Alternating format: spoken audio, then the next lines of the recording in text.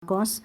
Yung kumalat po ay unknown source. Mayroon po akong source, doktor po ito sa St. Luke's. So siguro naman po ay credible ito. Although hindi ko siya pwedeng pangalanan for the obvious reason. Pero hindi po ba mas makabubuti kung magbigay na lamang po ng medical bulletin ang mga doktor ng presidente para malaman po ng taong bayan yung tunay niyang kalagayan, since nag-aalala po ang lahat para sa kanyang kondisyon dahil siya po yung ating ama ng bayan.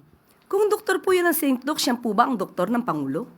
Hindi po tayo maaaring magbigay ng amang opinyon kung hindi naman manggagaling mismo sa doktor ng Pangulo at hindi manggagaling sa Pangulo.